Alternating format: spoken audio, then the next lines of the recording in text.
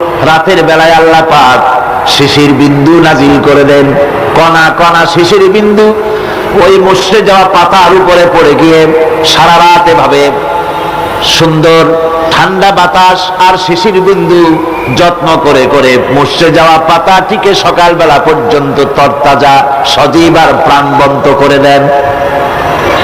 এরপরে গাছ বড় হলো, তার ভিতরে রব্বুল আলামিন ধান দিলেন, গম দিলেন, এভাবে করে যত্ন করে তার শুরু থেকে শেষ পর্যন্ত প্রত্যেকটি গাছকে খাদ্য ব্যবস্থাকে আল্লাহ রব্বুল আলামিন নিজ যত্নে নিজ কুদরতে আপন রহমতে সবগুলিকে লালন পালন করে মানুষের হাতে তুলে দিলেন। মানুষকে আল্লাহ পাক সর্বশ্রেষ্ঠ মর্যাদা দান করেছেন, যার কারণে আল্লাহ পাক বলেছেন ওয়ালাকাদ কাররামনা বানি আদম, আদম সন্তানকে আমি সম্মান দিয়েছি, মর্যাদা দিয়েছি। আর সেই মর্যাদা দেওয়ার কারণে যত খাদ্য তার সামনে পেশ করেছি, আল্লাহ পাক আপন রহমতে সব খাদ্যগুলিকে প্যাকেট করে বান্দাদের সামনে হাজির করে দিয়েছেন। খোলা খাবার দেওয়া হয়নি, কারণ মানুষ হচ্ছে আল্লাহ পাকের শ্রেষ্ঠ মেহমান, মর্যাদা সম্পন্ন প্রাণী, মর্যাদা সম্পন্ন মেহমান এই মানুষ। তার সামনে কলা দেওয়া হলো কভার করে, প্যাকেট করে। আনারস বলেন, আম বলেন, কাঁঠাল বলেন, যত রকমের ফল আল্লাহ পাক দান করলেন, বেদানা বলেন, আপেল বলেন, সমস্ত ফলগুলিকে খাবারগুলিকে আল্লাহ পাক প্যাকেট করে করে আপন রহমতে বান্দাদের সামনে হাজির করে দিয়েছেন। তার এত দয়া, তার দয়াই আকাশ থেকে বৃষ্টি হয়, সেই বৃষ্টিতে ফসল ফলে। তার দয়ায়, তার রহমতে তিনি পানি মানুষের আয়ত্তে করে দিয়েছেন। এই পানির উপরে জাহাজ পরিচালনার জন্য আল্লাহ পাক সুযোগ করে দিয়েছেন। জাহাজ পরিচালনা করা হচ্ছে সমুদ্রের ভেতরে মানুষের জন্য। এভাবে করে আল্লাহ পাক সব জিনিসকে তার সুযোগের মধ্যে এনে দিয়েছেন। এরপরে আল্লাহ পাক বলছেন ওয়াতাকুম মিন কুল্লি সালতুমুহু ওয়া ইন তাউদ্দু নি'মাতাল্লাহি লা তুহসুহা ইন্নাল ইনসানা লাযালুমুন কাফফার। আল্লাহ পাক বলেন, তোমাদের প্রতি আল্লাহ পাকের দয়া, তার রহমত, তার করুণা এত বেশি, তোমাদের সকল চাহিদা তিনি পূরণ করেছেন, কোনো চাহিদা বাকি রাখেন নাই। গতকাল বলেছি, রব হচ্ছেন তিনি প্রয়োজন মাফিক চাওয়ার আগে যিনি প্রয়োজন মিটিয়ে দেন, তার নাম হলো রব। আমাদের চাওয়ার আগে আমাদের যা কিছু প্রয়োজন আল্লাহ রাব্বুল আলামিন সব সাপ্লাই করেছেন। যেরকম সুবহানাল্লাহ। ওই আল্লাহ পাক বলেন ওয়াইন তাউদ্দু নি'মাতাল্লাহি লা তুহসুহা। বান্দারে, আমার নিয়ামত যদি গণনা করো, গুনতে গুনে গুনে গুনে আমার নিয়ামতকে গুনে শেষ করতে পারবা না। এত অসংখ্য নিয়ামত ছড়িয়ে ছিটিয়ে রেখেছি বিশ্বজুড়ে, সর্বত্র সব জায়গায় আমার করুণার ছোঁয়া তোমার চোখের সামনে পড়বে। الذي جعل لكم الأرض مهدا وجعل لكم فيها سبلا لعلكم تهتدون। আল্লাহ পাক যিনি জমিনকে, এই পৃথিবীকে তোমাদের জন্য বিছানার মতো বিছায় দিয়েছেন, আর বিচারণের জন্য সমতল পথ তৈরি করে দিয়েছেন। এই পৃথিবীটা তোমার জন্য কি সুন্দর করে আল্লাহ পাক একটা গালিচার মতো করে বিছায় দিয়েছেন, সবুজ ঘাস তাতে রয়েছে। এই পৃথিবীর মাটি আল্লাহ পাক মানুষের জন্য কি সুন্দর ঘাটিতে পরিণত করে দিয়েছেন। এই মাটির আল্লাহর রহমতটা দেখুন, একদিকে মাটি নরম, আবার এমন নরম নয় যে 10 তলা 20 তলা 50 তলা বিল্ডিং করলে পরে এর ভারের চোটে ভিতরে ঢুকে যাবে, এরকম নরম নয়। যেখানে যতটুকু প্রয়োজন ফসল ফলাবার জন্য বৃষ্টি দিয়ে মাটি নরম করে ফসল ফলাবার ব্যবস্থা করা হয়। আবার বিল্ডিং তৈরি করার জন্য মাটি যেমন শক্ত হওয়া দরকার, তেমন শক্ত আল্লাহ পাক করে দিয়েছেন। এখন তো 130, 35, 40 তলা পর্যন্ত, তারও বেশি তলা বিল্ডিং তৈরি হচ্ছে। আমি 135 পর্যন্ত উঠেছি আমেরিকায়, 135 তলা বিল্ডিং। এটা উঠতে 39 সেকেন্ড লাগে মাত্র। এখন এদের লিফটটা কি পাওয়ারফুল চিন্তা করেন, সা করে একটা শব্দ হয় আর আপনি দেখছেন যে 135 তলার ছাদের উপর উঠে গেছে। নিচের দিকে তাকাইলে মানুষগুলো ছাগলের ছাওয়ার মতো এতটুকু এতটুকু দেখা যায়, গাড়িগুলো পিঁপড়ার মতো দেখা যায়। এগুলি নতুন নতুন প্রযুক্তির মাধ্যমে তৈরি করা হচ্ছে। এখন এই বিশাল বিল্ডিং, এত ওজন, এই ওজন ধারণ করার জন্য মাটিকে আল্লাহ পাক ভারসাম্য, শক্তির ভারসাম্য দান করেছেন। এটাকে আল্লাহ পাক নরমও করেছেন আবার শক্তও করেছেন। এই মাটি, এই পৃথিবী আমাদের জন্য বিশাল এক নিয়ামত আল্লাহ পাক করে দিয়েছেন, ফসল ফলাবার জন্য, চলাফেরার জন্য। আবার এই মাটি যেন আপনাকে নিয়ে নড়াচড়া করতে না পারে। মাঝে মাঝে ভূমিকম্প হয় না? পৃথিবীতে ভূমিকম্প জোন যেগুলি আছে সেগুলি হচ্ছে Japan, China, turkey, Iran, America, এরকম বিভিন্ন দেশে ভূমিকম্পের জোন, এগুলি ভূমিকম্প এলাকা। আমাদের এসব দেশে ভূমিকম্প কম হয়, তবে ইদানিং একটু একটু শুরু হয়েছে। আল্লাহ যেন এই ভূমিকম্পের গজব থেকে আমাদেরকে বাঁচান। এত আস্তে আমিন বললেন কেন? কি মারাত্মক ভূমিকম্প, কি মারাত্মক ভূমিকম্পের অনুভূতি আমার নাই। সামান্য একদিন একটু টের পাইছিলাম রাতে ঘুমের মধ্যে, আর কোনোদিন আল্লাহ যেন টের না পাওয়ান। কিন্তু ভূমিকম্প আমি চোখে দেখেছি, ভূমিকম্প আমি চোখে দেখেছি। গত 2 বছর আগে আমেরিকা যখন আমাকে প্রোগ্রাম দিল, তখন ওয়াশিংটনে মহাশূন্য গবেষণাগারের একটা অডিটোরিয়াম আছে, সেই অডিটোরিয়ামে আমাকে নেওয়া হলো দেখাবার জন্য। অন্তত 5000 লোক বসতে পারে সেখানে, বিরাট স্ক্রিন, সেই স্ক্রিনে ভূমিকম্পের ছবি দেখানো হবে। মাত্র 1 বছর আগে লস অ্যাঞ্জেলেসে ভূমিকম্প হয়েছিল, সেই ভূমিকম্প দেখানো হবে। এটা পাওয়ারফুল ক্যামেরা দিয়ে স্যাটেলাইট থেকে এই ছবিগুলি তোলা হয়েছে। ভূমিকম্প যখন ওঠে, যখন ভূমিকম্প শুরু হয় তখনকার ছবি আমি দেখতে লাগলাম।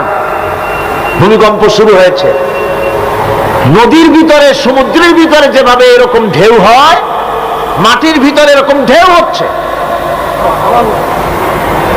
সমস্ত গাছপালা শুয়ে পড়তেছে, 4 তলা, 5 তলা, 6 তলা রাস্তা সেদেশে। এক একটা রাস্তা ডিমের মামলেটের মতো জড়িয়ে পেঁচিয়ে যাচ্ছে। আমি আল্লাহু আকবার বলে চিৎকার দিয়ে উঠেছি। আমি কোথায় বসে আছি সে খেয়াল আমার ছিল না, আমি আল্লাহু আকবার বলে চিৎকার দিয়ে উঠেছি। মাটির মধ্যে ঢেউ হচ্ছে, বাড়িঘর ভেঙে চুরমার হয়ে যাচ্ছে। গাড়িগুলি রাস্তার ফাঁকে ফাঁকে, শত সহস্র গাড়ি চ্যাপ্টা হয়ে ভর্তা হয়ে যাচ্ছে। আল্লাহ পাক কি প্রচন্ড ক্ষমতার মালিক! তিনি রহমত করে এই জমিনকে সুন্দর স্থিতি স্থাপক, একটা স্থিতিশীলতা করে দিয়েছেন। এই পৃথিবী যেন আমাদের নিয়ে নড়াচড়া করতে না পারে, সেজন্য আল্লাহ পাক পাহাড় সৃষ্টি করেছেন। চট্টগ্রামে পাহাড় আছে না? রাঙামাটি, খাগড়াছড়ি, বান্দরবান পাহাড় আছে না? আচ্ছা, লোকেরা এই পাহাড়ের উপকারিতা বোঝে না, সমানে পাহাড় কাটে। যারা পাহাড় কাটেন তারা আত্মঘাতী কাজ করেন, তারা পৃথিবীর মানুষের ক্ষতি করেন। পাহাড় আল্লাহ পাক তৈরি করেছেন। আল্লাহ কোন জিনিস খেলতামাশার জন্য তৈরি করেন নাই। গতকাল এই আয়াতটি আমি পড়েছিলাম, আল্লাযীনা ইয়াযকুরুনাল্লাহা কিয়ামান ওয়া কুউদান ওয়া আলা জুনুবিহিম ওয়া ইয়াতাফাক্কারুনা ফী খালকিস সামাওয়াতি ওয়াল আরদ রব্বানা মা খালাকতা হাযা বাতিলা। নিরর্থক করে আল্লাহ পাক কোন জিনিসকে তৈরি করেন নাই। আল্লাহ পাক এই পাহাড় সৃষ্টি করেছেন জমিনের ভারসাম্য রক্ষা করার জন্য। সেই পাহাড়গুলি কাটতেছে মানুষ সমানে, গাছ কাটতেছে সমানে। এতে করে প্রকৃতির ভারসাম্য নষ্ট হয়ে যাচ্ছে। এগুলি সব আল্লাহ পাকের রহমত, সবগুলি আল্লাহ পাকের নিয়ামত। খালি খালি আল্লাহ কিচ্ছু তৈরি করেন নাই। ব্যাংকগুলোর জনমের মতো খাইয়া ব্যাঙের ব্যবসা করে, চীনের কাছে ব্যাংক বিক্রি করে এখন বাংলাদেশ মহাবিপদে পড়েছে। এখন ব্যাংক কোথায় পাওয়া যায় তাই তালাশ করে, কারণ এই ব্যাঙের উপকারিতা আগে জানা ছিল না। এত কীটনাশক ওষুধ ছড়ানো লাগতো না। কীটনাশক ওষুধ ছড়িয়ে জমিনের উর্বরা শক্তির 12টা বাজানো হচ্ছে।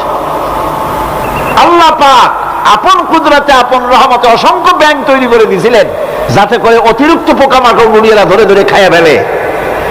আল্লাহ পাকের এগুলি কিভাবে নষ্ট করা হলো, আর এখন কীটনাশক ওষুধ দিয়ে সর্বনাশ করা হলো। আর কীটনাশক ওষুধ আনা হচ্ছে ভারত থেকে, ইন্ডিয়া থেকে।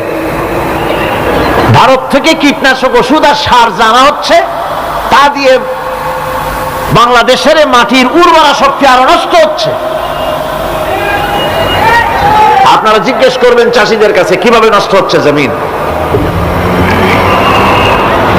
সুতরাং আল্লাহ পাক খেল তামাশার বিষয়বস্তু করে কিছুই তৈরি করেন নাই, সবগুলিকে আপন রহমতে তৈরি করেছেন মানুষের সৃষ্টি জগতের জন্য, যার দ্বারা মানুষ উপকৃত হতে পারবে। এই জন্য তিনি হচ্ছেন রহমান। বলেন তিনি কি? রহমান। আল্লাহ রাব্বুল আলামিন জমিন সৃষ্টি করলেন, পাহাড় দিলেন, গাছপালা তরুলতা তৈরি করে দিলেন। এরপরে আল্লাহ পাক বলছেন, তাকিয়ে দেখো সমুদ্রের দিকে, ওয়া হুয়াল্লাযী সাখখারাল বাহরা লিতাকুলু মিনহু লাহমান তারিয়ান ওয়া তাস্তাখরিজু মিনহু হিলিয়াতান তালবাসুনাহা। সমুদ্রের দিকে লক্ষ্য করে দেখো, এই সমুদ্রকে তোমাদের অনুগত করে দিয়েছি। এর মধ্যে রয়েছে তাজা মাছ মাংস রয়েছে, এর ভিতরে রয়েছে তোমাদের পরিধানের অলংকার আদির জন্য মূল্যবান সম্পদ রাখা হয়েছে সমুদ্রের মধ্যে। বিজ্ঞানীরা বলেছেন পৃথিবীর উপরিভাগে যা আছে মাটির তলায় তার থেকে অনেক বেশি বেশি মূল্যবান জিনিস আছে। আছে না মাটির তলায় মূল্যবান জিনিস? কি আছে? কি আছে? খনিজ দ্রব্য আছে, সোনা আছে, লোহা আছে, তেল আছে। তেল যে শুধু সৌদি আরবে, কুয়েতে আর কাতারে, বাংলাদেশে তেল নাই এটা ঠিক না। আমাদের দেশে তেল আছে। আল্লাহ তেল আমাদের দেশে দিয়েছেন, তবে অতটা না হলেও কিছুটা তো দিয়েছেন। কারণ সব জায়গায় এক রকমের নিয়ামত দেওয়া হয় না, এক এক দেশে এক এক রকমের নিয়ামত আল্লাহ পাক দেন। আমাদের দেশে যা আছে তা আবার সৌদি আরবে নাই। আমাদের দেশে বেল আছে, চালটি আছে, গাব আছে, এগুলি আছে সৌদি আরবে। আমাদের দেশে চা আছে, পাট আছে। আমার দেশেও তেল আছে। মাঝে মধ্যে তেলের কুয়া সিলেটের হরিপুর থেকে, বাখরাবাদ থেকে, ভোলা থেকে, বিভিন্ন জায়গা থেকে তেলের কুয়া বের করে দেখানো হয়। তেল আছে। যারা ক্ষমতাসীন, যারা সরকার, যারা দেশ চালাও, যদি আমারে সেজদা দাও, যদি নামাজি হও, কোরআনের সাথে বিরোধিতা যদি না করো, যদি কোরআন সুন্নাহর শাসন প্রতিষ্ঠা করো, এ ধরনের অসংখ্য তেল বের করে দেব। কিন্তু কিন্তু বারবার উমরা করে, হাতে তসবিহ ধারণ করে, মাথায় পট্টি বেঁধে যদি ইসলামের সাথে নাফরমানি করা হয়, তোমাদের তেল আল্লাহ পাক বের করে ছাড়বেন। আল্লাহ পাক বাহানা পছন্দ করেন না। এই জমিনে ফসল আছে, অসংখ্য ফসল আল্লাহ পাক দিয়েছেন, অসংখ্য খনিজ পদার্থ আল্লাহ পাক দান করেছেন। সেই খনিজ পদার্থগুলি আল্লাহ পাক, খনিজ দ্রব্যগুলি আল্লাহ পাক দিবেন মুমিনদের হাতে। কাদের হাতে দিবেন?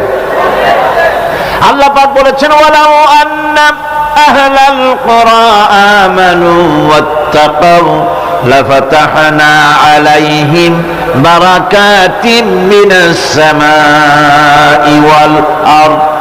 দেশের লোকেরা, জনপদের লোকেরা যদি আমার উপর ঈমান আনে আর আমার কি ভয় করার নীতি যদি অবলম্বন করে চলে, তাহলে ওই দেশের মানুষের জন্য আকাশ আর জমিনের সব বরকতের দরজা আমি আল্লাহ খুলে দেব। নিয়ামতের অভাব নাই, যথেষ্ট নিয়ামত আল্লাহ পাকের আছে। তাহলে বললাম এই পৃথিবীর উপরিভাগে যত নিয়ামত আছে পৃথিবীর ভেতরে এর থেকে কম নাই। কত ভিতরে? এই ভিতরে যাওয়ার জন্য একবার একটা চেষ্টা হলো। আমেরিকার ওকলাহামা সিটি, এটি একটি স্টেট। এই স্টেটের পাশে একটা জায়গা বেছে নেওয়া হলো যে পৃথিবী, তাদের ধারণা ছিল যে মাটি খুঁড়তে খুঁড়তে এই পৃথিবীর অপর পৃষ্ঠে যাওয়ার জন্য একটা আন্ডারগ্রাউন্ড রাস্তা করা যায় নাকি। ছোটবেলায় পড়ছিলাম আর ভূগোলে একটা বইতে যে কেউ যদি আমাদের দেশ থেকে এখান থেকে মাটি খোঁড়া আরম্ভ করে তাহলে মাটি খুঁড়তে খুঁড়তে একদিন না একদিন আমেরিকায় পৌঁছে যাবে। কোনো ভিসা টিসা লাগবে না, VD7 DB7 97 লাগবে না, এমনি যাইতে পারবে। মানুষেরা চেষ্টা করলো মাটি খোঁড়া। মাটি খুঁড়তে খুঁড়তে পৃথিবীতে এটাই ছিল প্রথম এই দুঃসাহসিক পরিকল্পনা। 6000 ফিট পর্যন্ত মাটি খনন করার পর কোন কুলকিনারা করতে না পেরে তারা এই দুঃসাহসিক পরিকল্পনা ছেড়ে দিল। কিন্তু গবেষণার শেষ হয়নি। যারা গবেষণা করেছেন তারা গবেষণালব্ধ, তাদের অভিজ্ঞতা তারা লিখেছেন যে পৃথিবীর অন্তত 180 মাইল গভীর পর্যন্ত তাদের একটা আইডিয়া হয়েছে যে পৃথিবীর মাটির নিচে অসংখ্য খনিজ দ্রব্য রয়েছে, অসংখ্য নিয়ামত এই পৃথিবীর মাটির ভিতরে আল্লাহ পাক লুকায় রেখেছেন। ওর তলায় কি আছে বিজ্ঞানীদের মাথায় এখনো ঢোকে নাই। এই পৃথিবীর উপরে যা আছে ভেতরের থেকে আল্লাহ পাক বেশি রেখেছেন। এরপরে সমুদ্রের ভয়াল দৃশ্য দেখলে পরে মানুষের কলিজা ভীত, প্রকম্পিত, সন্ত্রস্ত হয়ে যায়। কথা ঠিক কিনা? যত বড় বাহাদুর হোক, সমুদ্রের ঢেউর মধ্যে যদি পড়ে বাহাদুরি আর থাকে না। ঠিক কিনা কন? যতই বড় কাল্লা নাই, কিন্তু সমুদ্রে গেলে আর অসুবিধা হয় না। সমুদ্রের ঢেউয়ের মধ্যে যখন মানুষ পড়ে, আল্লাহ পাক বলেছেন দাল্লা মান তাদউনা ইল্লা ইয়াহু, একমাত্র আল্লাহ ছাড়া সবাই কি ভুলে যায়। আমি দেখেছি সমুদ্রের দরিয়ার ভিতরে ঢেউ যখন শুরু হয়, অমুসলিমরা পর্যন্ত তাদের ভাষায় স্রষ্টাকে যা বলে সে নাম ভুলে গিয়ে সকলের মুখ থেকে বেরোয় আল্লাহ আল্লাহ আল্লাহ, আল্লাহ বাঁচাও।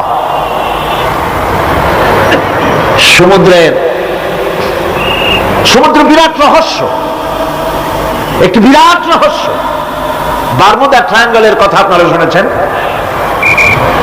বারমুদা ট্রায়াঙ্গলটা কি, এটা এখনো বিজ্ঞানের কাছে স্পষ্ট হয়নি।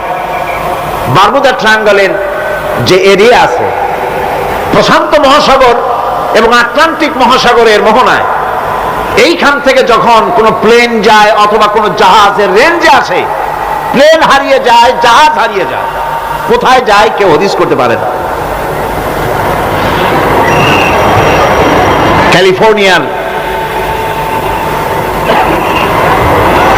লস অ্যাঞ্জেলেসে যখন আমার প্রোগ্রাম হচ্ছিল, তখন একটি শহরে আমাকে নেওয়া হয়েছিল, সেন দিয়েগো শহরের নাম।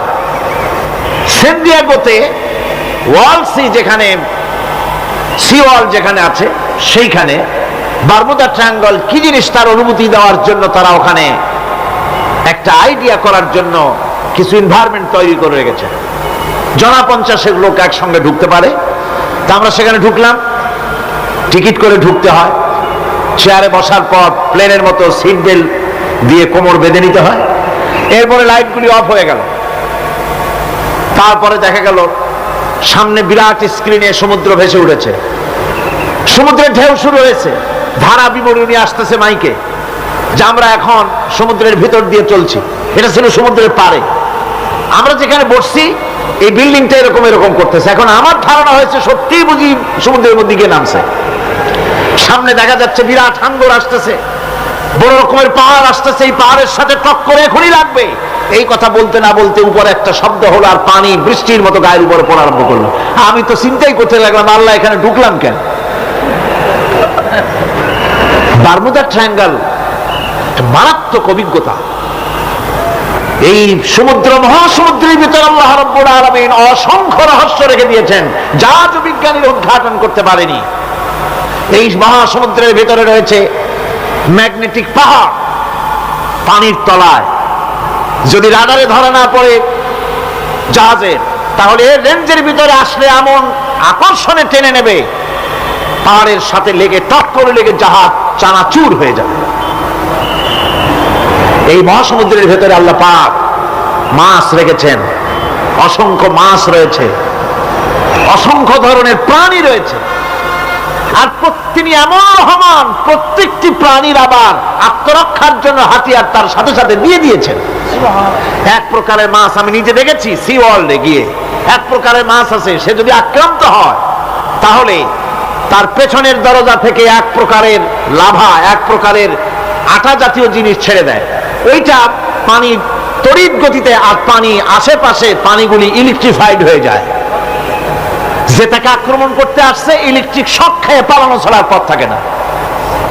আবার আরেক প্রাণী, আরেক প্রকারের মৎস্য আছে যেগুলি আক্রান্ত হলে পরে সে তখন তার মুখ থেকে ব্লু রঙের, গাঢ় কালো রঙের এক প্রকারের কতগুলি লালা বের করে দেয়, তার আশেপাশে একদম কালো অন্ধকার হয়ে যায়, তারা আর কেউ দেখতে পারে না।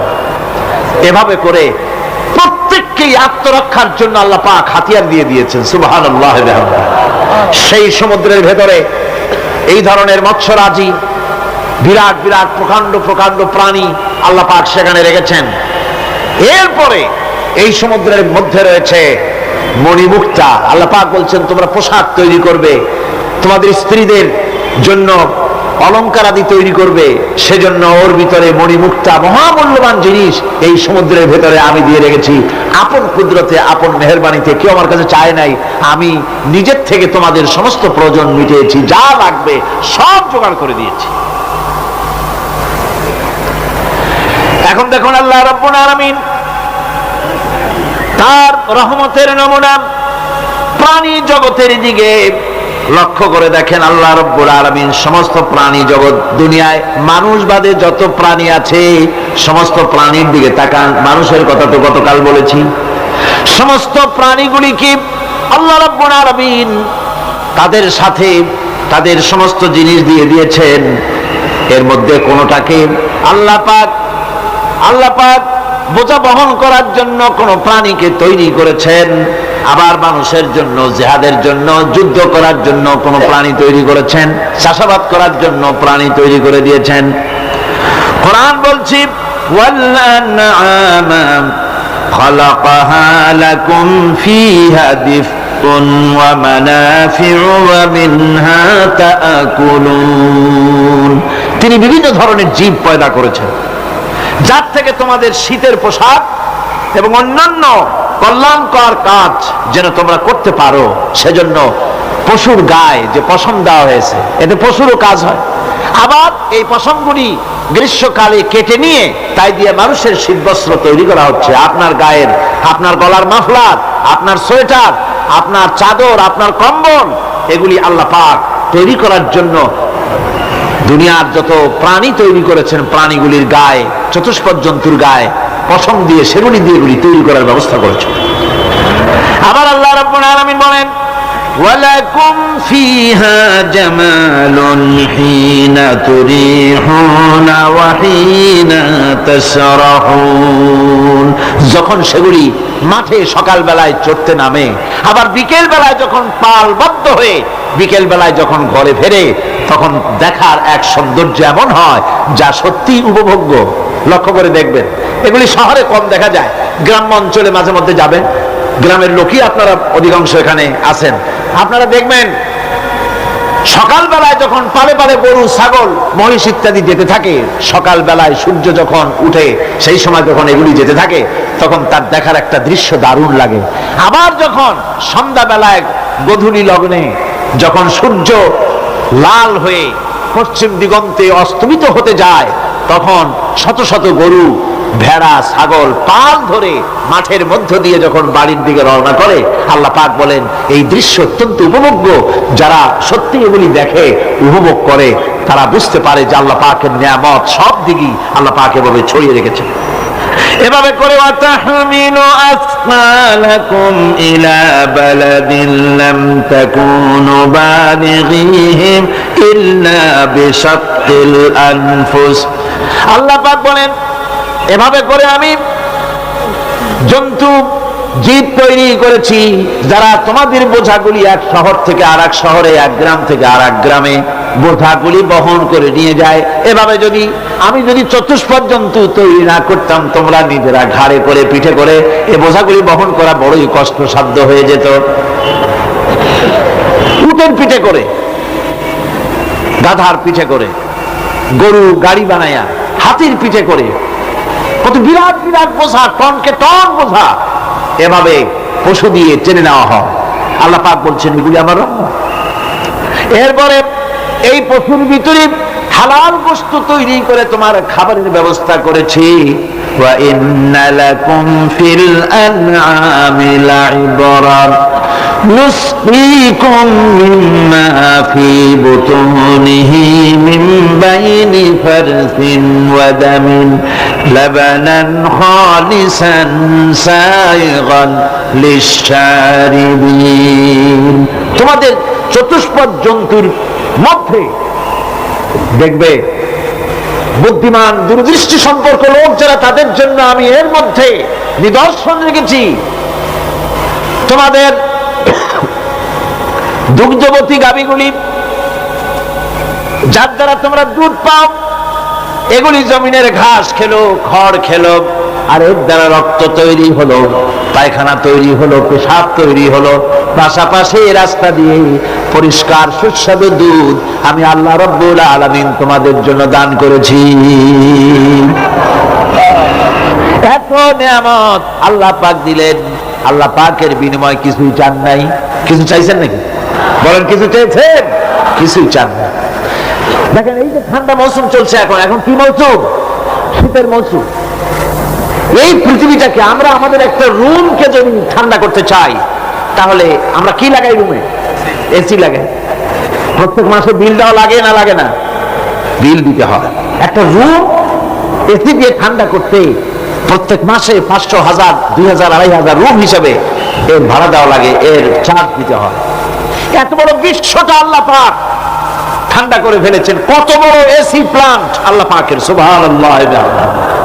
কত বড় এসি আল্লাহ ছেড়ে দিয়েছেন। এখন ডিজেল যারা আগুন তৈরি করেন, কাঠ যারা আগুন তৈরি করেন, পৃথিবীর মানুষের হাতে আগুন জ্বালাবার, উত্তাপ সৃষ্টি করার যত রকমের টেকনোলজি আছে, সব যদি একত্রিত করা হয়, সূর্য প্রতি সেকেন্ডে যে তাপ বিকিরণ করে পৃথিবীর জন্য, সারা পৃথিবীর সমস্ত মানুষ এক জায়গায় হইয়া কিয়ামত পর্যন্ত প্রচেষ্টা করিও ওই 1 সেকেন্ডের তাপ তৈরি করতে পারবে? পারবে না। সুতরাং আল্লাহ রাব্বুল আলামিন তিনি বিরাট নিয়ামত রেখেছেন সব জিনিসের মধ্যে। এই নিয়ামতগুলি বুঝতে হবে, এগুলি বুঝতে হবে। একজন আল্লাহ রাব্বুল আলামিনের নবী বলেছেন, আল্লাহর সৃষ্টি জগতের উপরে, তার সৃষ্টি নৈপুণ্যতার উপরে কেউ যদি গবেষণা করে, চিন্তা করে 1 ঘন্টা, আল্লাহ পাক তার আমলনামায় 60 বছরের নফল ইবাদতের সব লিখে দিবেন। কি সোজা কথা। চিন্তা করতে হবে, গবেষণা করতে হবে, আল্লাহ পাক কি নিয়ামত দিয়েছেন। ওয়া মা বিকুম মিন নি'মাতিন ফামিনাল্লাহ।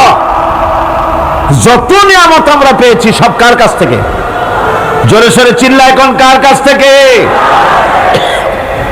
সমস্ত নিয়ামত এসেছে আল্লাহ পাকের কাছ থেকে। আল্লাহ রাব্বুল আলামিন বলেন, তিনি হচ্ছেন রহমান। ওয়াল্লাহু জাআলা লাকুম মিন বুয়ুতিকুম সাকানান ওয়া জাআলা লাকুম মিন জুলুদিল আনআমি বুয়ুতা। আল্লাহ পাক বলছেন, তোমাদের জন্য তোমাদের ঘর সমূহকে আল্লাহ পাক স্থিতি লাভের, স্বস্তি শান্তি লাভ করার জন্য আল্লাহ পাক একটা স্থান করে দিয়েছেন, জায়গা করে দিয়েছেন। আমরা যে ঘর বানাই, এই ঘর বানাবার পেছনে আল্লাহ পাকের কত বড় নিয়ামত। ঘর একটা বানাতে হলে খুঁটি লাগবে। খুঁটি কোত্থেকে আসছে? বলেন কোত্থেকে? গাছের থেকে খুঁটি পেয়েছেন। কিসের থেকে পেয়েছেন? গাছ কাঠ। শুধু খুঁটিতে ঘর হবে না, এরপরে খুঁটি হয়ে গেল, চাল লাগবে। চাল দেবেন কি দিয়ে? খড় দিয়া দেন, টিন দিয়া দেন, টালি দিয়া দেন, যা দিয়া দিবেন সেটা হচ্ছে কার, জোরে কর।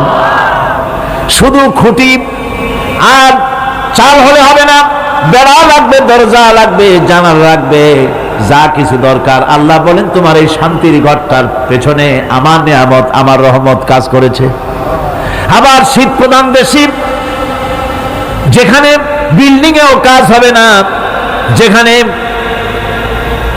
ঘর বানাতে হলে কাঠখড়ির ঘর দিয়েও কাজ হবে না, এত প্রচন্ড শীত, সেইখানে আল্লাহ পাক পশুর চামড়া দিয়া ঘর বানাবার জন্য মানুষের মাথায় আল্লাহ পাক বুদ্ধি দান করে দিয়েছেন।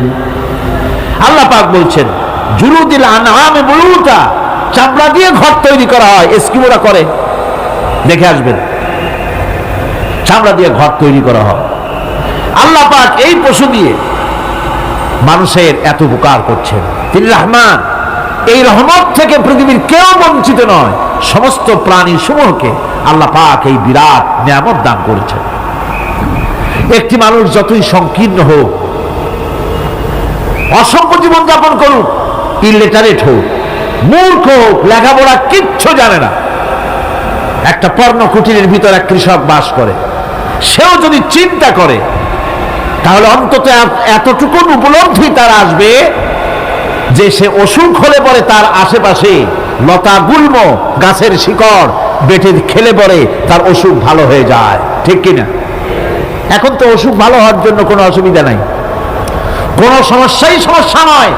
পত্রিকার ভিতরে অ্যাডভার্টাইজ আসতেছে, স্ট্যাম্পের উপরে লিখে দেব আখেরি লেখা, বিশ্বব্যাপী চ্যালেঞ্জ। মেয়ে লোকও চ্যালেঞ্জ দিতেছে, পুরুষও দিতেছে, পাগলও দিচ্ছে, ছাগলও দিচ্ছে, সবাই মিলে চ্যালেঞ্জ করছে। পত্রিকাগুলি পয়সার লোভে আবার এগুলি ছাপতেছে। সব রকমের রোগ, অসুখ, সব রকমের ওষুধ তারা দিতে পারবে। এই যদি হয় তো খামাখা আমাদের মেডিকেল কলেজ রাইখে লাভ কি? বিজ্ঞাপন দিয়ে যদি ওষুধ বিক্রি করা হয়, কেমন গভর্নমেন্ট আমি বুঝি না। এই পাগল ছাগলের বিজ্ঞাপনগুলি ছাপা হয় পত্রিকায়, লোকেরা বিভ্রান্ত হয়, লোকেরা বোঝে না। তাদের কাছে গেলেই মুখ দেখেই বলে দেবো এরকম আসতেছে, পাগলের মতো চেহারা, মুখ দেখেই বলে দেবে শেষ দর্শন, আর দর্শন জিন্দিগিতে করা লাগবে না। ছোট্ট ছোট্ট পোলাপানো এরকম এক এক জায়গায় হইতেছে। খুলনা জেলার দাকপ এলাকায় একবার শোনা গেল সেখানে ছাগলে পানি পড়ে দেয়, যে যাবে তার রোগ ভালো হবে। কি শিক্ষিত কি অশিক্ষিত সমানই গিয়ে লাইন দিতে লাগলো। ছাগলের বাড়ি, ছাগলের কাছে পানি ধরে, এখন ছাগলের কাছে কিছু ধরলেই তো সে শোকে, শুকতে গেলেই মনে করে যে পড়িয়ে দিছে, দম করে দিছে, আর খাইতেছে। এরপরে ছাগলওয়ালার বাড়ি এক ছাগল দিয়া হাতির মালিক হয়ে গেছে, সে বাড়ি বিল্ডিং টিল্ডিং করে সর্বনাশ। কি আজীব তামাশা, কি আশ্চর্য দেশ। এমন কোন রোগ নাই যে সমস্ত পাগল ছাগলের চিকিৎসা ভালো না হবে। এগুলি অ্যাডভার্টাইজ দিয়ে চলছে। আল্লাহ পাক মানুষকে অসুখ দিয়েছেন, অসুখের আবার ওষুধও দিয়েছেন। কারণ আলহামদুলিল্লাহ লিকুল্লি দাইন দাওয়াও, প্রত্যেকটি রোগের ওষুধ আল্লাহ তৈরি করেছেন। সুবহানাল্লাহি ওয়া বিহামদিহি। কালো জিরা সম্পর্কে রাসূল করিম সাল্লাল্লাহু আলাইহি ওয়াসাল্লাম বলেছেন, হাদিহি হাব্বাতুস সাওদা, এটা হচ্ছে কালো দানা। দাওয়াউন লিকুল্লি দাইন ইল্লা সাম, মৃত্যু ছাড়া সকল রোগের ওষুধ কালো জিরার মধ্যে আছে। আবার মধু সম্পর্কে আল্লাহ পাক বলেছেন এটি হচ্ছে গোটা পৃথিবীর সমস্ত মানুষের জন্য রোগের প্রতিষেধক। একজন নিরক্ষর মানুষও, যিনি লেখাপড়া কিছুই জানে না, সে লোকটাও টের পায় অসুখ বিসুখ হলে সে আশেপাশে লতা গুল্ম বেটে তার থেকে তার রোগ নিরাময় করতে পারে। রোদ্রের দাবানল থেকে বাঁচার জন্য সে গাছের আশ্রয় নিতে পারে। তরুণ গাছ থেকে ফার্নিচার তৈরি করতে পারে। আবার এই গাছ থেকে সুস্বাদু ফল পেতে পারে। আর এই গাছ যখন বুড়ো হয়ে যায় তখন তার দিয়ে সে ফার্নিচার তৈরি করতে পারে। অসংখ্য নিয়ামত তার চতুর্পাশে ছড়ানো থাকে। একটা নিরক্ষর মূর্খ ব্যক্তিও যদি চিন্তা করে তাহলে আল্লাহর রহমত সম্পর্কে জানতে তার মোটেই কষ্ট হওয়ার কথা নয়। মূল কথা হলো চিন্তা করা, গবেষণা করা। আল্লাহ পাক এই জন্য বারবার বলেছেন লা আয়াতিন লিকাউমিন ইয়াতাফাক্কারুন, লা আয়াতিন লিউলিল আলবাব, যারা নাকি চিন্তাশীল, গবেষক, মাথায় গিলুটিলু যাদের আছে, ওরা এগুলি খুব ভালো করে বুঝবে। আল্লাহ রাব্বুল আলামিন এই পৃথিবীকে তার রহমত দিয়ে ছেয়ে রেখেছেন, অসংখ্য রহমত দিয়ে রেখেছেন। আর তার রহমত সৌন্দর্য বিবর্জিত নয়, তার রহমত দিয়েই সব সুন্দর হয়ে সাজিয়ে গুছিয়ে আল্লাহ পাক তৈরি করেছেন। আকাশটাকে সাজিয়েছেন। কোরআনে কারীমের মধ্যে রব্বুল আলামিন বলেন ওয়ালাকাদ যায়্যানাস সামাআদ দুনিয়া বিমাসাবিহা ওয়া জাআলনাহা রুজুমান লিশ-শায়াতিন। এই দুনিয়ার আকাশখানিকে তারকা প্রদীপ দিয়া সাজায় রেখেছি মনের মতন। দেখো তুমি তাকাইয়া, এই পৃথিবীটাকে, এর আকাশটাকে সুসজ্জিত করা হয়েছে।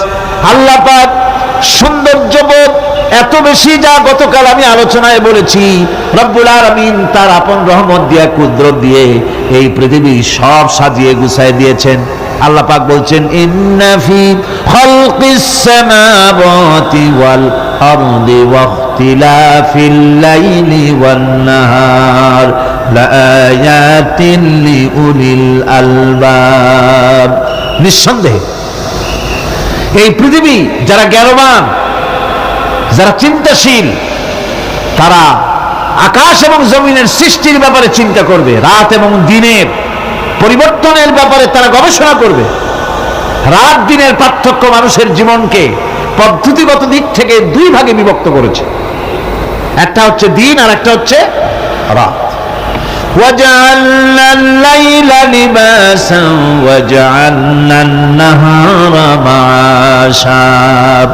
আল্লাহ পাক বলেন আমি দিনকে রুজি রোজগার করার জন্য, কামাই রোজগার করার জন্য দিন তৈরি করেছি, আর আরাম করার জন্য আমি রাতকে তোমাদের জন্য আচ্ছাদন করে দিয়েছি, তোমাদের জন্য রাতকে আরাম করার জন্য করে দিয়েছি।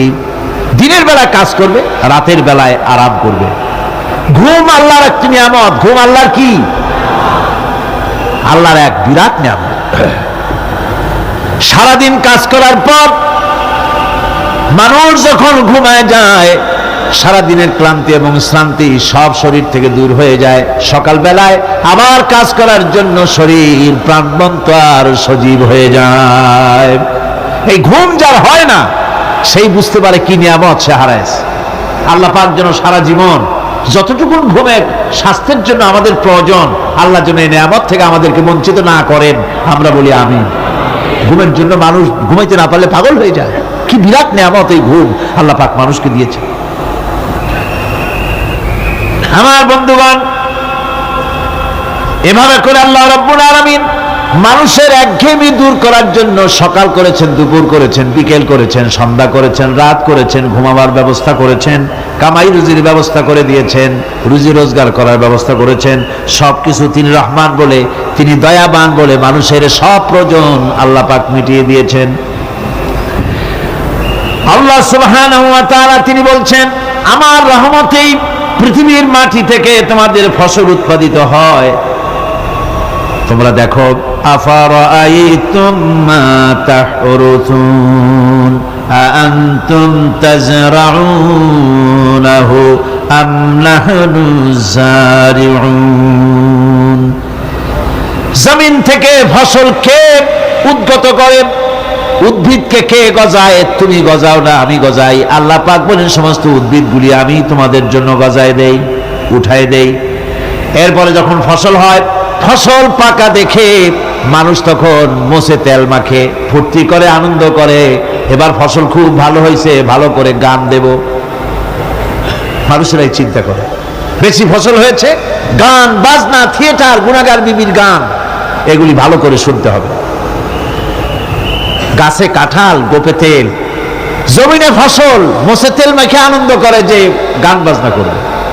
আল্লাহ পাক বলেন দেখো লাউ নাশাউ জাআলনাহু হুতামান ফাযালতুম তাফাক্কাহুন।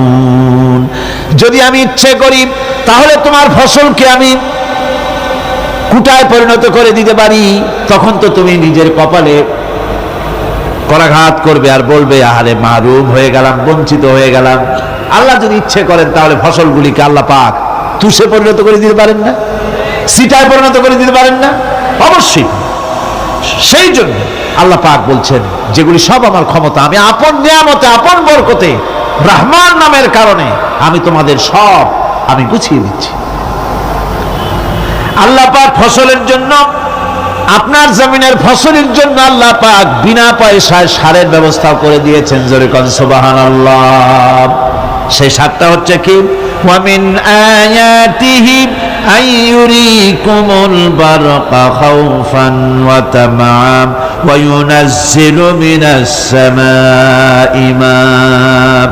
আল্লাহ পাক বলেন আমি আমার নিদর্শনাবলীর ভিতরে এটা হচ্ছে নিদর্শন, যে আকাশে বিদ্যুৎ চমকায়, মেঘের গর্জন আর বিদ্যুতের চমক, এই সবগুলি আমার নিদর্শন। বৃষ্টির পানির সাথে এগুলি এসে জমিনের ফসলকে বৃদ্ধি করে দেয়। জোরে বলেন সুবহানাল্লাহ।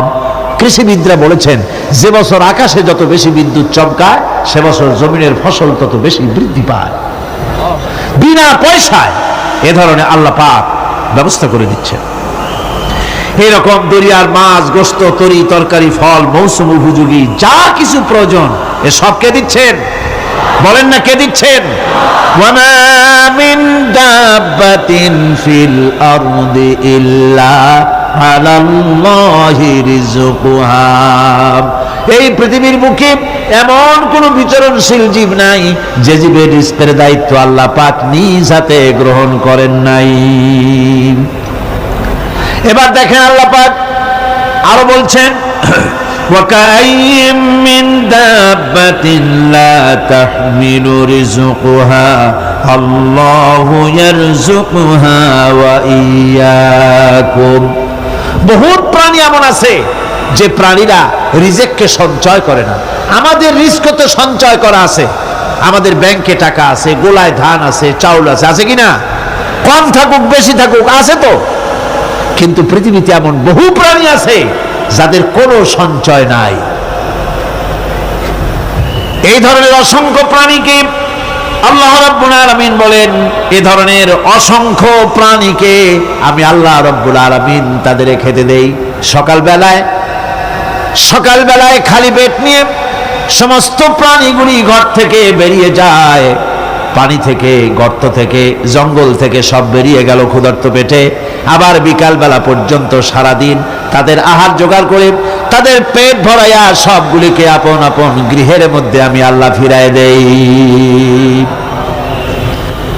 সেই জন্য আল্লাহ পাক বলছেন ইয়া আইয়ুহান নাসু যকুরু নি'মাতাল্লাহি আলাইকুম হাল মিন খালিকিন গায়রুল্লাহ ইয়ারযুকুকুম মিনাস সামাই ওয়াল আরদ লা ইলাহা ইল্লা হুয়া ফাআন্না তুফাকুন।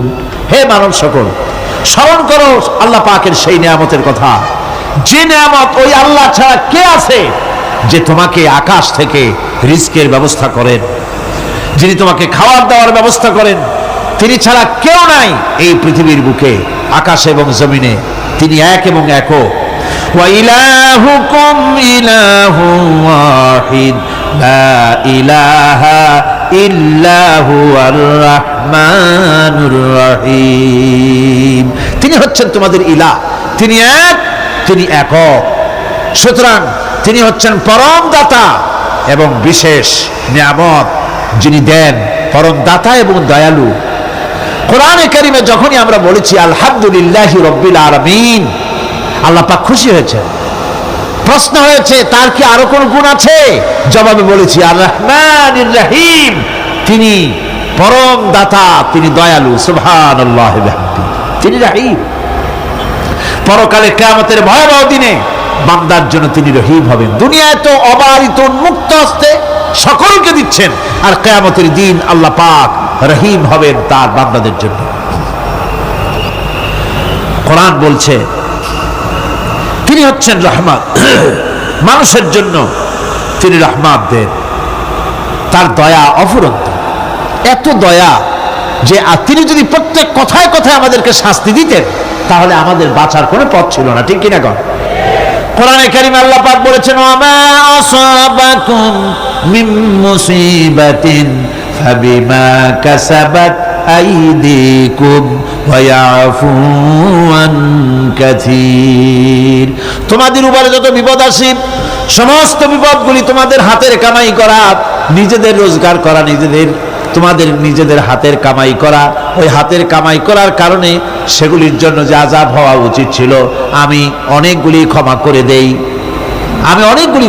দেই, সব তোমাদের হাতের কামাইয়ের জন্যই বিপদ হয়, আর অনেকগুলি তো আমি ক্ষমা করে দেই। কথায় কথায় যদি প্রত্যেকটা ব্যাপারেই শাস্তি দিতাম তাহলে পৃথিবীতে শ্বাস ফেলার সময় তোমরা পেতে না। আল্লাহ পাক হচ্ছেন সেজন্য রহমান, আর তিনি রহিম। কিয়ামতের দিনের জন্য এই পৃথিবীতে মানুষ গুনাহ করা স্বাভাবিক, কিনা কর? সব মানুষই গুনাহ করে। এই গুনাহগার যত বড় গুনাহগার হোক না কেন, গুনাহগার যখন তওবা করে, তওবার অনুভূতি যখন আসে এবং সে যখন অনুশোচনা করে, তখন তার অপরিসীম দয়া সেই অনুশোচনাকে কবুল করে নেয়। অনুশোচনার এক বিন্দু অশ্রু গুনাহগারের অনাচারের সমস্ত দাগ মুছায় দেয়, মনে হয় যেন তার আমলনামায় কোনো দাগই ছিল না। সুবহানাল্লাহ। এই জন্য বলা হয়েছে তাইবু মিনাজ যামবি কামান লা যামবা লাহু। গুনাহ থেকে যে তওবা করে মনে হবে তার সে কোনো গুনাহই করেই নাই, করে নাই। আমার বন্ধুগণ, আল্লাহ পাক কেমন রহিম। এই পৃথিবীতে মানুষ যত অপরাধ করে সেই অপরাধ বাপের সাথে করুক, মায়ের সাথে করুক, ওস্তাদের সাথে করুক, পীরের সাথে করুক, অপরাধ করলে পরে কেউ বলে না যে কাছে আয় ক্ষমা করে দেই, কেউ বলে নাকি? কেউ বলে না। আল্লাহ পাক কেমন রহমান, এমন রহিম। বান্দা যখন গুনাহ করে আল্লাহ পাক গুনাহগারদেরকে ডাকেন, চুরি করেছিস, গুনাহ করেছিস, মদ খেয়েছিস, জিনা করেছিস, জুয়া খেলেছিস, হত্যা করেছিস, কুফরি করেছিস, শিরক করেছিস, যত রকমের পাপ করিস না কেন, ফিরে আয়, চোখের পানি ফেল, আমি আল্লাহ রব্বুল আলামিন মাফ করে দেব। কোরআনে কারীম বলছে, ইল্লা মান তাবা ওয়া আমানা ওয়া আমিলা আমালান সালিহান ফাউলাইকা ইউবাদদিলুল্লাহু সাইয়্যাতিহিম হাসানাতিন ওয়া কানাল্লাহু গফুরার রহিমা।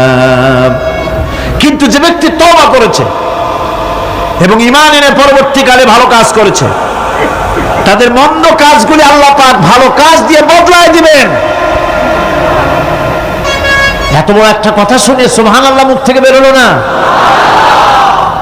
গুনাহগার যত গুনাহ করেছে সে যদি তওবা করে, ওই সব গুনাহ যদি না করে, তার সাইয়্যাতগুলি আল্লাহ পাক হাসানাত দিয়ে বদলায় দিবেন।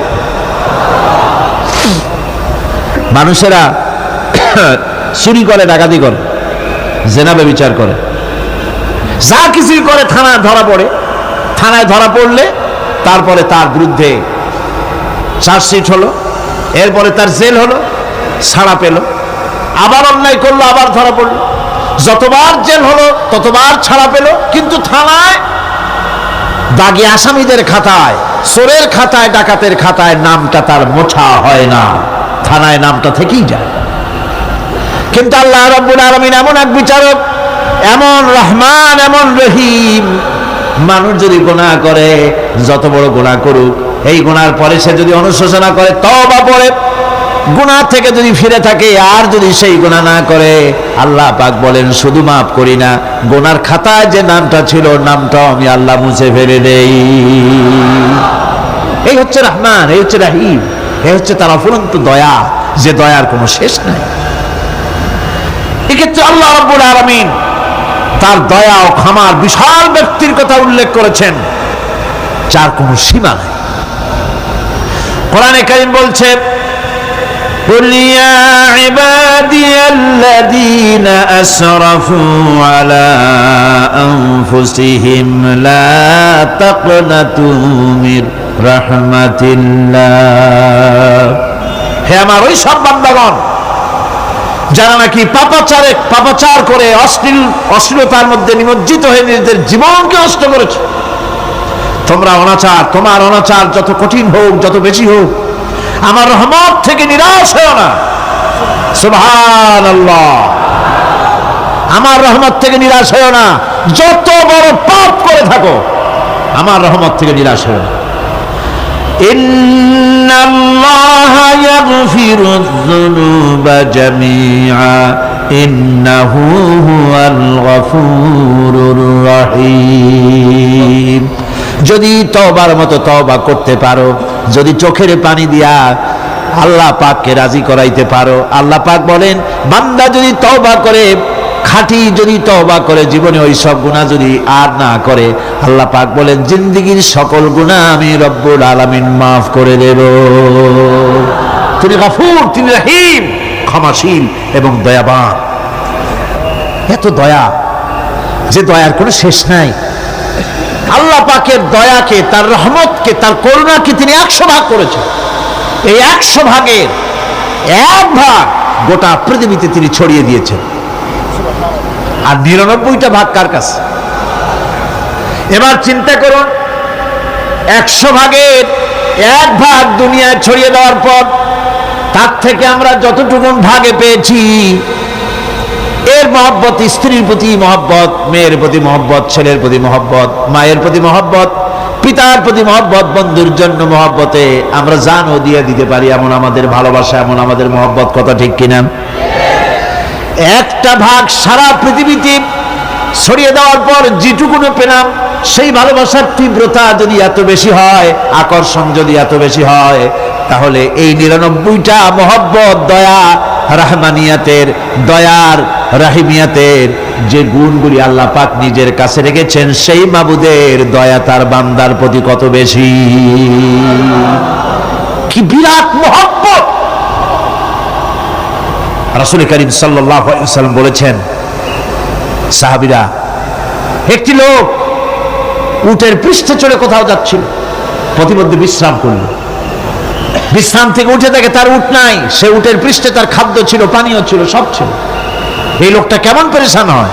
সাহাবীরা বললেন, হুজুর, এ তো মারাত্মক পেরেশানি। উটের মরুভূমির জাহাজ, উট হারায় গেছে, তার খাদ্য হারাইছে, পানি গেছে, সব শেষে তো মরা ছাড়া পথ নাই। দারুণ উৎকণ্ঠিত হবে লোকটা। হুজুর বলেন, এই লোকটি পেরেশান হয়ে আস। এমন সময় দেখতে পেল তার সেই উট তার খাদ্য আর পানীয় নিয়ে তার কাছে ফিরে এসেছে। বলো কেমন খুশি হয়? সাহাবীরা বলেন, হুজুর, এর থেকে এই লোকটির খুশির আর কিছু থাকতে পারে না। নবীজি বলেন, আমার সাহাবীরা শোনো, আল্লাহর কোন বান্দা যখন নাফরমান হয়ে যায়, আল্লাহ থেকে দূরে সরে যায়, আল্লাহ থেকে যখন এরাজ করে যায়, উঠানা ব্যক্তি উট পাওয়ার জন্য যেমন অবস্থা হয়ে যায়, আল্লাহ পাক তার বান্দার জন্য তেমন বোধ করেন।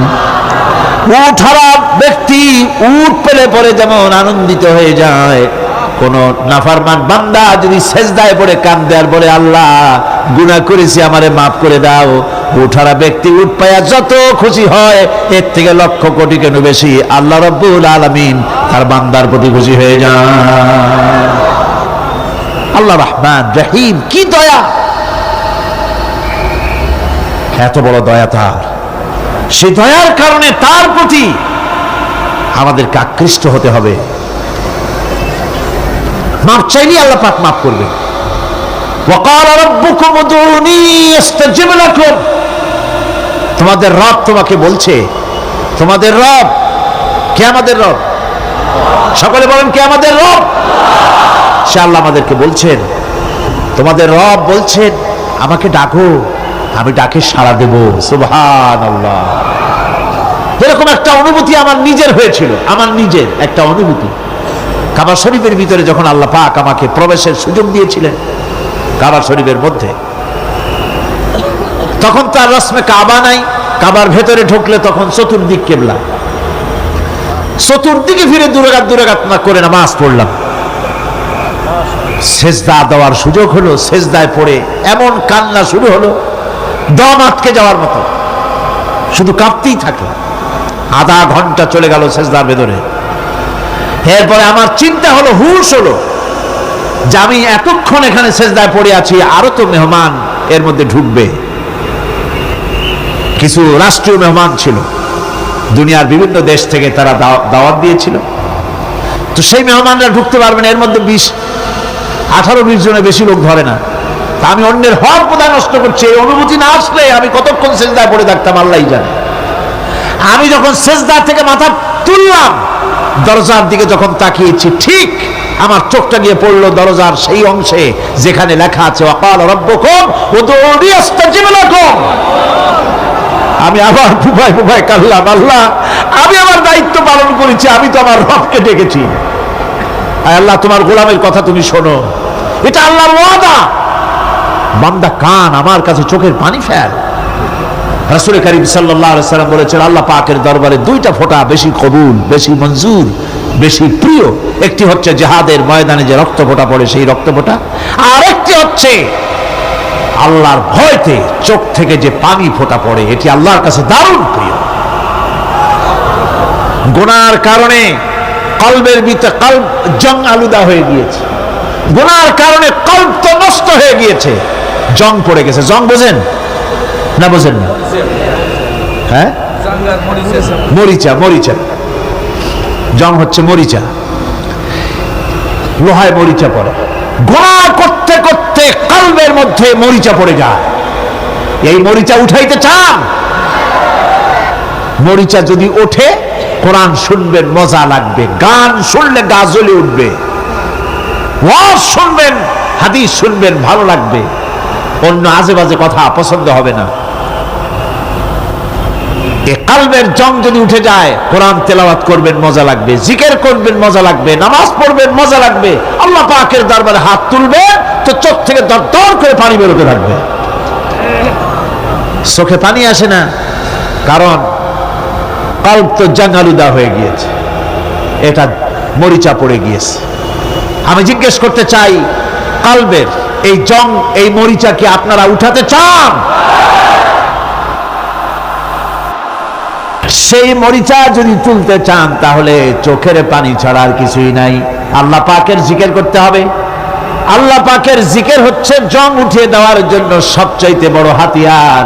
আর চোখের পানিতে এই জংগুলি ধুয়ে মুছে আল্লাহ পাক সাফ করে দিবেন। কাঁদতে শিখুন, আল্লাহ পাকের দরবারে চোখের পানি ফেলতে চেষ্টা করুন।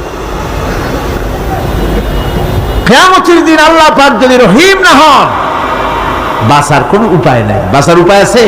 উপায় নাই। আল্লাহ যদি হিসাবের জন্য ধরেন কিয়ামতের দিন কাউকে, হিসাবের জন্য যদি ধরেন, তাহলে জাহান্নাম ছাড়া পথ নাই। এই জন্যে আল্লাহুম্মা হাসিবনি হিসাবান ইয়াসীরা, এই দোয়া পড়তে হবে। আমরা যখন বললাম আর রহমানির রহিম, বলেন সবাই আর রহমানির রহিম। আবার প্রশ্ন হয়, বান্দা বুঝলাম, আরো কোনো কোয়ালিটি, আরো কোনো বৈশিষ্ট্য তার আছে নাকি? আমরা বলি মালিকি ইয়াউমিদ্দিন, তিনি হচ্ছেন বিচার দিনের মালিক, শেষ বিচারের মালিক তিনি। একদিকে এটাকে ব্যালেন্স করা হয়েছে, একদিকে অফুরন্ত রহমত, যার কোনো কুল নাই, কিনারা নাই। এখন আদল দরকার। এখন কি দরকার? আদল, ইনসাফ দরকার। আল্লাহ পাক একদিকে অফুরন্ত রহমত আর নিয়ামত দিয়ে পৃথিবীকে ছেড়ে রেখেছেন, অপর দিকে বলেছেন আমি হচ্ছি বিচার দিনের মালিক, সেদিন আমি বিচার করব। সেই বিচারের ভেতরে কোনো পক্ষপাতিত্ব থাকবে না, হবে না। সেখানে তিনি হবেন হাকামুল হাকিমিন, ওইটা হবে সুপ্রিম কোর্টের সুপ্রিম কোর্ট। সেই পরকালে, সেই কিয়ামতের মাঠে আপনাকে আমাকে সকলকে উপস্থিত হতে হবে, নাকি হবে না? সবাইকে উঠতে হবে। এই দিন শব্দটি কোরআনে কারিমে বহুত জায়গায় বলা হয়েছে এবং বিভিন্ন অর্থে ব্যবহার করা হয়েছে। যেমন দিন শব্দের অর্থ প্রভাব, প্রতিপত্তি, আধিপত্য, ইতাআত, বন্দিগি, দাসত্ব, আনুগত্য, নীতি, পথ, পন্থা, হিসাব, ফায়সালা, প্রতিদান, প্রতিফল, এরকম অনেক অর্থ, অনেক অর্থে দিন শব্দ কোরআনে কারিমের মধ্যে ব্যবহৃত হয়েছে। কিন্তু এখানে মালিক ইয়াউমিদ্দিন, এই দিন এখানে ব্যবহার করা হয়েছে প্রতিফল অর্থে। প্রতিফলের দিন, যেদিন প্রতিফল দেওয়া হবে, তিনি হচ্ছেন সেই দিবসের অধিপতি, সেই দিবসের মালিক। সূরা ইনফিতারে আল্লাহ পাক বলছেন, ওয়ামা আদরাকা মা ইয়াউমুদ্দিন সুম্মা মা আদরাকা মা ইয়াউমুদ্দিন। বিচারের দিনটি কি তা তোমাকে কে জানালো?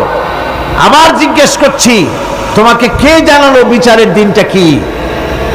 আল্লাহ পাক জবাবে বলছেন, বিচারের দিনটা হচ্ছে ইয়াউমা লা তামলিকু নাফসুন লিনাফসিন শাইআন ওয়াল আমরু ইয়াউমা ইযিন লিল্লাহ। বিচারের দিন হচ্ছে এমন দিন যেদিন কেউ নিজেকে রক্ষা করতে পারবে না, কারো থেকে কেউ নিজেকে রক্ষা করতে পারবে না, নিজেকে কেউ নিজের জন্য কাউকে সাহায্যকারী পাবে না। সমগ্র ব্যাপারটি নিরঙ্কুশভাবে আল্লাহ রাব্বুল আলামিনের হাতে থাকবে। সেই দিনটার নাম কিয়ামত, সেটার নাম পরকাল, সেটার নাম হচ্ছে বিচারের দিন। যেদিন কর্তৃত্ব হবে কেবলমাত্র কার? আল্লাহ পাকের। সেই দিনটা হচ্ছে কর্মফল পাওয়ার দিন। লাহা মা কাসাবাত ওয়া আলাইহা মাকতাসাবাত। প্রত্যেক মানুষই সেই উপার্জন অনুসারে সেখানে ফল পাবে। যেমন কর্ম তেমন ফল পাবে, ব্যক্তি হিসাবে পাবে, দল হিসাবে পাবে। তিলকা উম্মাতুন ক্বাদ খালাত লাহা মা কাসাবাত ওয়া লাকুম মা কাসাবতুম ওয়া লা তুসআলুনা আম্মা ইয়ামালুন। প্রত্যেক মানুষই তার উপার্জন অনুসারী ফল পাবে। যা সে পাবে তা নিজের উপার্জন ছাড়া আর কিছুই না, আর যে ফল পাবে সেটাও তার উপার্জন। সুতরাং কিয়ামতের দিন আল্লাহ মানুষের উপরে কোনো জুলুম করবেন না, অত্যাচার করবেন না। আল্লাহ পাক তো তার বান্দার জন্য জুলুমকারী নন, ঠিক কি না? আল্লাহ পাক বলছেন, মান আমিলা সালিহান ফালিনাফসিহি ওয়া মান আসাআ ফাআলাইহা ওয়া মা রাব্বুকা বিযাল্লামিন লিল আবিদ। যে ব্যক্তি পূর্ণ কাজ করলো সে নিজের কাজে নিজের স্বার্থেই তা করলো। আমরা যে নামাজ পড়ি এটা কি আল্লাহর স্বার্থ? কথা কন, আল্লাহর স্বার্থ? সারা পৃথিবীর সমস্ত মানুষ যদি আল্লাহরে সেজদা দেয়, আল্লাহর ক্ষমতা আরো কিছু কালের জন্য বাড়বে নাকি? সমস্ত মানুষ যদি আল্লাহকে অস্বীকার করে, বিদ্রোহী ঘোষণা করে, বিদ্রোহ ঘোষণা করে, তাতে কি আল্লাহর ক্ষমতা শেষ হয়ে যাবে? নাউযুবিল্লাহি মিন যালিক। যেমন ছিলেন তেমনই থাকবেন। সুতরাং আমরা যা করি, আমরা নামাজ পড়ি নিজেদের জন্য, আল্লাহকে খুশি করার জন্য, কিন্তু কল্যাণটা আমার। কল্যাণটা কার? আমার। রোজা, হজ, যাকাত, তেলাওয়াত যা করি সব আল্লাহকে খুশি করার জন্য, কিন্তু স্বার্থ পুরাটাই আমার, আমার কল্যাণের জন্যই আমি করি। এবং আল্লাহ হচ্ছেন তিনি তোমাদের রব। ওমা রাব্বুকা বিযাল্লামিন লিল আবিদ। তোমাদের রব হচ্ছেন তিনি যিনি বান্দাদের উপরে কখনো অত্যাচার করেন না, জুলম করেন না, মেহেরবানি দিয়ে যিনি ছেয়ে রাখেন, তিনি হচ্ছেন আল্লাহ পাক। সুতরাং সেই কিয়ামতের মাঠে আল্লাহ পাকের দরবারে আমাদের সকলকেই উঠতে হবে। আল্লাহ পাকের দরবারে আমাদের সামনে, আল্লাহ পাকের সামনে দাঁড়াতে হবে। সেদিন আমাদেরকে কেউ বাঁচাতে পারবে না। সেদিন আল্লাহ পাক এর দরবারে যেন আমরা আসামি না হই, সেজন্য এই পৃথিবীতে কোরআন অনুযায়ী আমাদের জীবন গড়তে হবে, সুন্নাহ অনুযায়ী জীবন গড়তে হবে। তাহলে পরকালে আল্লাহ পাকের কাছে নাজাত পাওয়া যাবে। বড় কঠিন জায়গা, বড়ই কঠিন জায়গা। আপনি ইউরোপে যান, আমেরিকায় যান, যেখানেই যান না কেন, বিদেশে গেলে সেখানে বন্ধু বান্ধব আছে, ফরেন কারেন্সি সংগ্রহ করে যেতে হয়। আর যদি বন্ধু বান্ধব না থাকে তাহলে ফরেন কারেন্সি তো সংগ্রহ করে নিয়ে যাবেনি, সেটা দিয়ে আপনার উপকার হবে। কিন্তু এমন একটা দেশে আমরা যাব, আমাদের সকলকে যেতে হবে। ওই দেশটার নাম কি? পরকাল। ওটার নাম কি? পরকাল। ওই পরকালে আমরা যে উঠবো, সেখানে কোনো আত্মীয় স্বজন মিলবে না। আল ইয়াউমা লা ইয়ানফাউ মালু ওয়ালা বানুন। ধন, সন্তান, সন্ততি, সম্পদ কোনো কাজে লাগবে না কিয়ামতের মাঠে। সেদিন আমাদের উঠতে হবে খালি হাতে, সেখানে উঠতে হবে। কোনো ফরেন কারেন্সি দিয়ে কাজ হবে না, বন্ধু বান্ধব মিলবে না, কারেন্সিও মিলবে না। এমন একটা কঠিন জায়গা যেখানে মাথার উপরে হবে প্রচন্ড সূর্যের কিরণ, পায়ের তলে হবে তামার মতো জমিন, সমস্ত মাঠ জুড়ে শুধু মানুষ চিল্লাবে, কাঁপতে থাকবে, চিল্লাইতে থাকবে, উলঙ্গ উলঙ্গিনী হয়ে কিয়ামতের মাঠে মানুষ আল্লাহর দরবারে উঠবে। হযরত আয়েশা সিদ্দিকা রাদিয়াল্লাহু তাআলা আনহা বলেছেন, হে রাসূল, তাহলে কি মানুষের শরম করবে না? হুজুর বললেন, শরমের অনুভূতি তো থাকবে না, মানুষ সব আকাশের দিকে, ঊর্ধ্বের দিকে তাকিয়ে থাকবে, ভয়তে অস্থির হয়ে যাবে, কেউ কারো দিকে তাকাবার সময় পাবে না। এমন একটা বিভীষিকাময়, এমন একটা বিরাট জায়গায়, কঠিন জায়গায় আমাদের সকলকে উঠতে হবে। যাওয়ার আগে আল্লাহ পাক স্মরণ করিয়ে দিচ্ছেন, সূরা ফাতিহা প্রত্যেক নামাজে আমাদের স্মরণ করিয়ে দেয়, তিনি শুধু রহমান রহিমই নন, তিনি মালিক ইয়াউমিদ্দিন, তিনি কিয়ামতের দিন মানুষের বিচার করবেন। সে বিচারের মধ্যে পক্ষপাতিত্ব থাকবে না, সে বিচারটা বড় কঠিন হবে। কারো পয়সা যদি মারেন, কারো হক যদি নষ্ট করেন, তাহলে প্রতিটা পয়সার জন্য 70 রাকাত কবুল নামাজের সওয়াব দিতে হবে কিয়ামতের মাঠে। বাঁচা যাবে না সেদিন, উপায় হবে না। আল্লাহ পাক যার প্রতি রহম করবেন তিনি ছাড়া আর বাঁচার কোনো পথ থাকবে না। সেই জন্য ওই পরকালের মাঠে কিয়ামতের দিন আল্লাহ পাকের দরবারে আমরা যেন আল্লাহর খাঁটি বান্দা হয়ে উঠতে পারি, এই জীবনযাপনের তৌফিক আল্লাহ পাক যেন আমাদের দান করেন। আমরা সবাই বলি আমিন, সকলে বলেন আমিন। আমি এখন আপনাদের নিয়ে মোনাজাত করব। মোনাজাতের জন্য দাঁড়ানো ভাইরা বসেন এক মুহূর্তে, যত মানুষ দাঁড়ায় আছেন পাশে, মেহেরবানি করে এক মুহূর্তের ভিতরে জায়গায় সব বসে পড়েন আর জোরে সোরে একটু জিকির করেন, লা ইলাহা ইল্লাল্লাহ, লা ইলাহা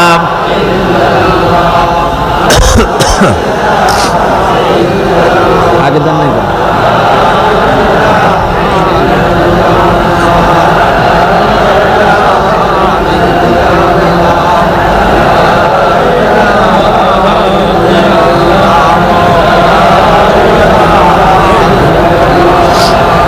লা ইলাহা ইল্লাল্লাহু মুহাম্মাদুর রাসূলুল্লাহ।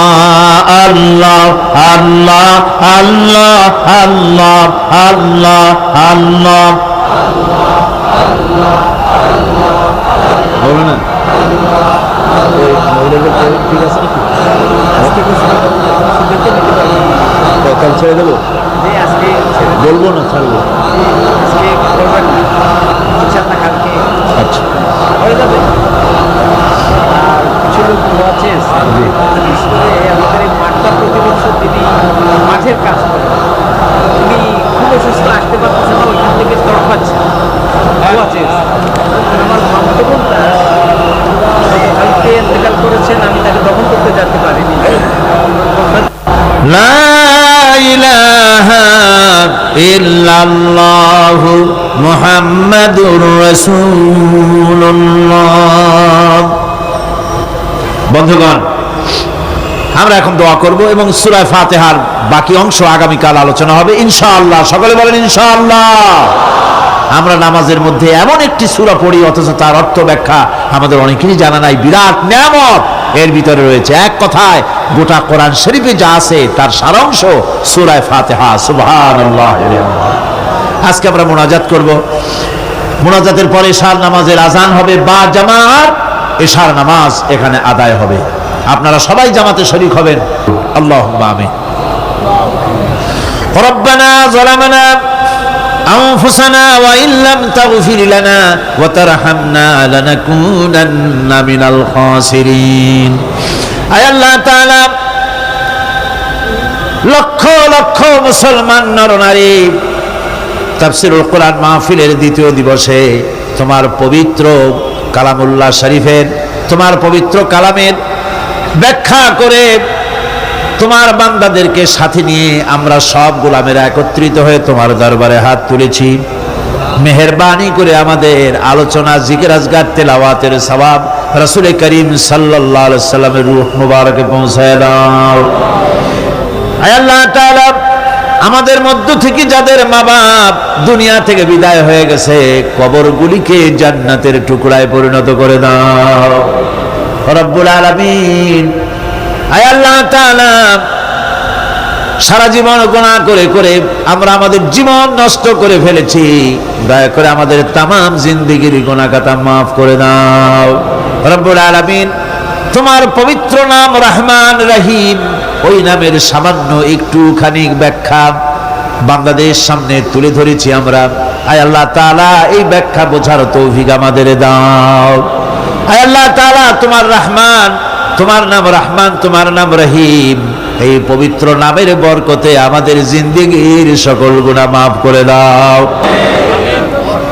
রব্বানা তাকাব্বাল মিন্না ইন্নাকা আনতাস সামিউল আলিম ওয়া তুব আলাইনা ইন্নাকা আনতাত তাওয়াবুর রহিম। সুবহান রাব্বিকা রাব্বিল ইজ্জাতি আম্মা ইয়াসিফুন ওয়া সালামুন আলাল মুরসালিন আলহামদুলিল্লাহি রাব্বিল আলামিন। ওয়াজআল আখিরা কালিমাতিনা ইনদাল মাউত লা ইলাহা ইল্লাল্লাহু মুহাম্মাদুর রাসূলুল্লাহ। আসসালামু আলাইকুম ওয়া রাহমাতুল্লাহ।